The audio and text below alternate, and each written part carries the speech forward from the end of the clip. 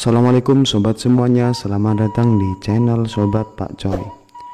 Kali ini kita akan membahas tanaman padi agar tidak rebah atau roboh. Tanaman padi yang rebah merupakan salah satu penyebab hilangnya hasil serta mengakibatkan kerugian yang sangat besar karena menurunnya produksi maupun kualitas padi. Tanaman padi yang rebah akan mengalami kerusakan mulai batang maupun pada bulir gabah. Apabila ini terjadi, terutama pada padi yang baru fase pengisian bulir, maka akan menghambat terjadinya pengisian bulir. Bulir padi menjadi hampa, rendemen kurang, dan bulir akan busuk karena terendam air. Rebahnya tanaman padi sering terjadi pada saat musim tanam di musim penghujan. Tanaman padi yang rebah dapat disebabkan oleh beberapa faktor. Yang pertama adalah iklim atau cuaca. Salah satunya adalah angin kencang. Angin kencang menjadi salah satu faktor tanaman padi yang rebah, terutama pada tanaman padi yang mempunyai vigor tanaman yang cukup tinggi. Yang berikutnya adalah hujan lebat. Musim hujan mempunyai curah hujan yang tinggi juga menjadi salah satu faktor penyebab rebahnya tanaman padi.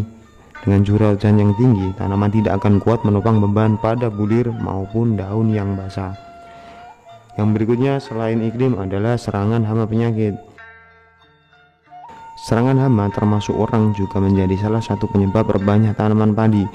Begitupun juga penyakit pada padi, salah satunya yaitu Rhizoctonia solani atau jamur Helminthosporium. Penyebab yang ketiga adalah pemilihan varietas padi. Pemilihan varietas padi yang tidak tepat juga menjadi faktor rebahnya padi saat musim hujan. Faktor yang keempat yaitu terlalu banyak pemberian pupuk dengan unsur nitrogen. Pupuk nitrogen yang berlebih menyebabkan tanaman padi tumbuh terlalu subur dan menjadikan batang padi menjadi sangat lembek dan tidak kokoh. Beberapa petani pada saat padi sudah terlanjur rebah mencoba cara untuk menegakkan kembali batang padi yang rebah dengan cara mengikat beberapa rumpun menjadi satu.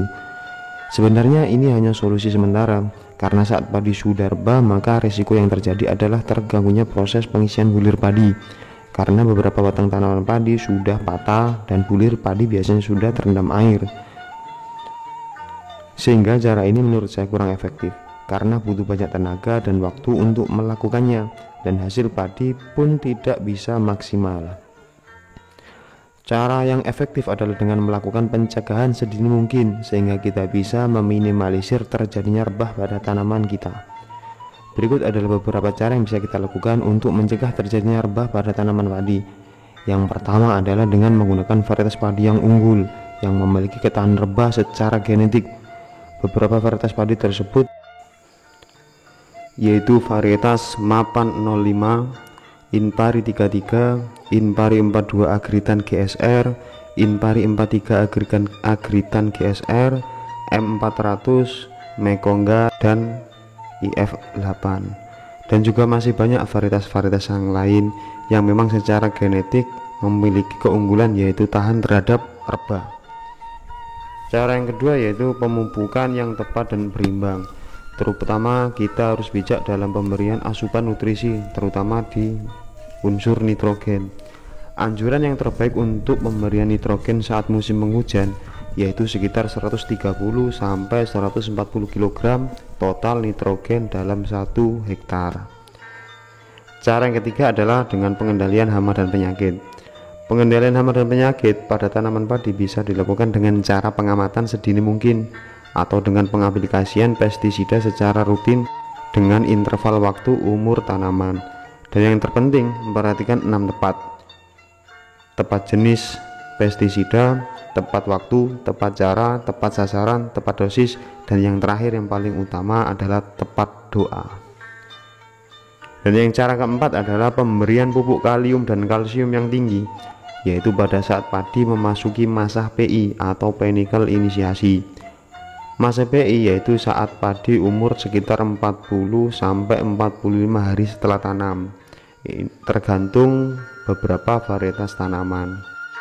Jadi tiap varietas tanaman nanti masa PI-nya juga berbeda. Masa PI padi terjadi setelah fase anakan selesai dan sebelum memasuki masa bunting. Rekomendasi pupuk dengan kalsium terbaik yaitu dari Karate plus boroni dengan dosis sekitar 100 kg per hektar. Kalsium berfungsi untuk menguatkan batang tanaman dan dapat meminimalisir serangan penyakit pada tanaman padi. Begitu juga dengan unsur kalium. Sedangkan kalium sendiri nantinya selain untuk mencegah dari serangan penyakit juga untuk meningkatkan rendemen bulir padi, sehingga hasil akhirnya nanti produksi padi pun juga pasti meningkat. Demikian sobat semuanya, beberapa informasi sederhana yang bisa saya informasikan. Semoga dengan beberapa cara tersebut tanaman padi kita terhindar dari rebah dan dapat berproduksi secara maksimal. Terima kasih. Wassalamualaikum warahmatullahi wabarakatuh.